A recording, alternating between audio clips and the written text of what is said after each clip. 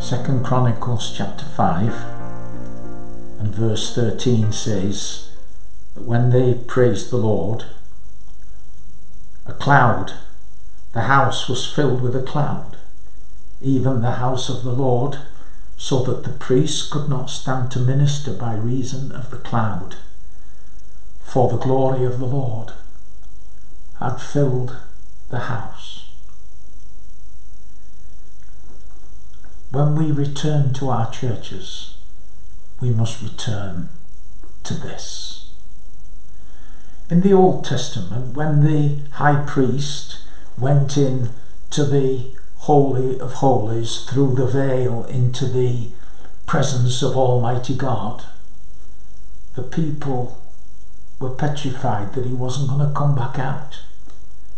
They thought that he might die in such an awesome presence.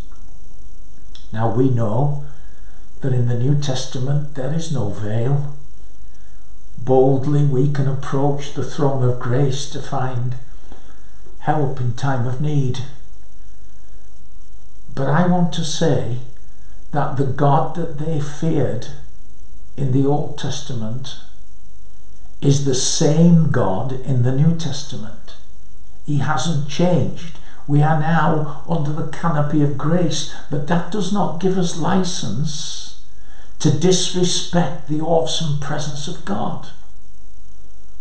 And that's what Ananias and Sapphira did when they told what would be regarded as a little white lie to God's servant in the presence of God. They were both struck dead. And that's in the New Testament.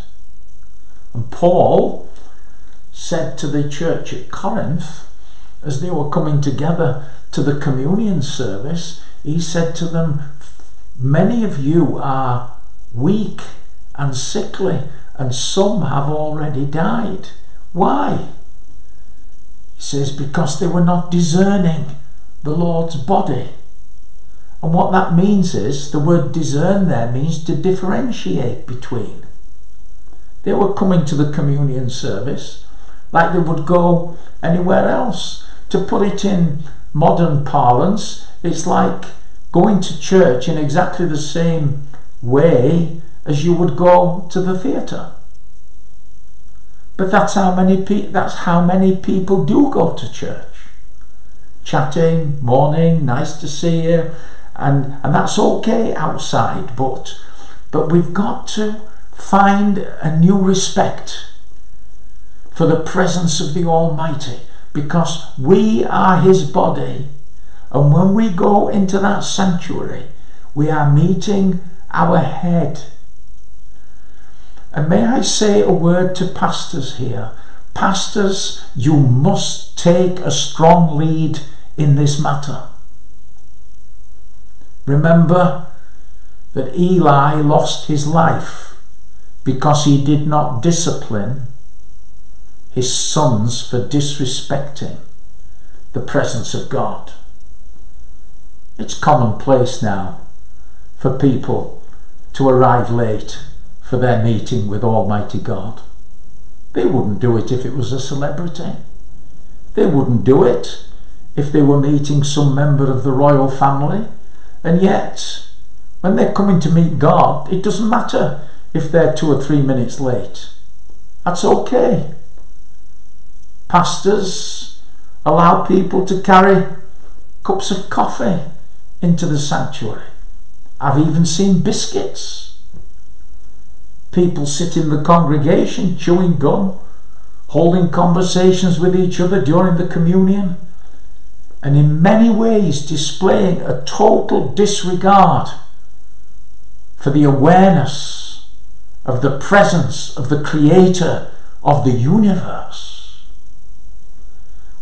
When the church is as it should be, there is a prayerful and respectful and passionate approach to the presence.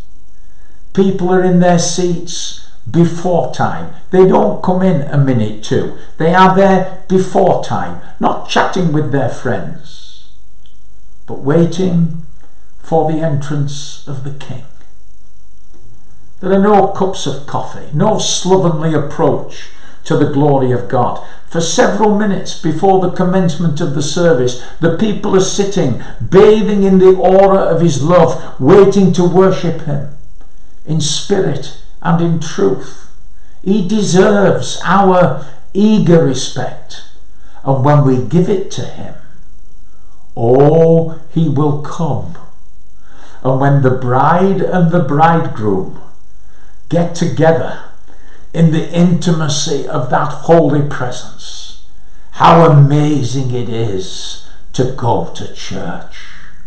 And this is the church that we must return to, where the priests cannot stand to minister by reason of the cloud, for the Lord has filled the house of God. God bless you, and I'll see you tomorrow.